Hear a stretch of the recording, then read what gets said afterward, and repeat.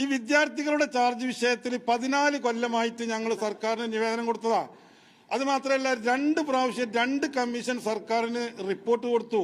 ഞങ്ങളെ വിദ്യാർത്ഥികളുടെ ചാർജ് വർദ്ധിപ്പിക്കാതെ ഈ വ്യവസായം നിലനിൽക്കില്ല എന്ന്. പക്ഷേ ഇപ്പോഴും സർക്കാർ പറയുന്നത്, ഗതാഗത വകുപ്പ് മന്ത്രി ഞങ്ങളോട് ചർച്ചയിൽ പറഞ്ഞത് വിദ്യാർത്ഥി നേതാക്കന്മാരോട് ചർച്ച ചെയ്യണമെന്നാ. ഞാൻ ചോദിക്കട്ടെ, ഇവിടെ പാലിന് വില കൂട്ടിയേ നിങ്ങളോട് ആരോടും ചോദിച്ചിട്ടുണ്ടോ? ഇവിടെ നികുതി നമുക്ക് കൂട്ടി ഈ നമ്മളെ വീടിന്റെ ഉടമനോടോ ഭൂമിന്റെ ഉടമനോടോ ചോദിച്ചിട്ടുണ്ടോ? ഇത് ഈ ചെറിയ തോതിലുള്ള ഒരു ബസ് ചാർജ് വർദ്ധിപ്പിക്കാൻ വിദ്യാർത്ഥികളോട് ചോദിച്ചിട്ട് നടക്കുമോ? അതുകൊണ്ട് ഞങ്ങളെ സംബന്ധിച്ചിടത്തോളം ഇനി വിദ്യാർത്ഥികളുടെ ചാർജ് വർദ്ധിപ്പിക്കാതെ ഞങ്ങൾക്ക് ഒരടി മുന്നോട്ടുണ്ടാകാൻ കഴിയില്ല.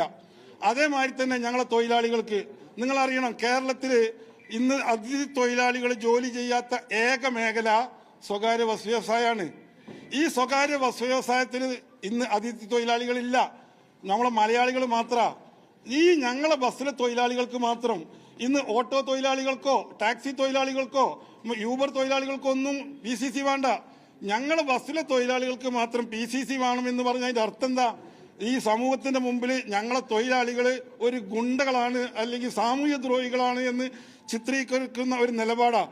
അതുകൊണ്ട് ഞങ്ങളുടെ തൊഴിലാളികൾക്ക് മാത്രം PCC വേണമെന്ന നിബന്ധന ഞങ്ങൾക്ക് ഒരിക്കലും അംഗീകരിക്കാൻ കഴിയില്ല.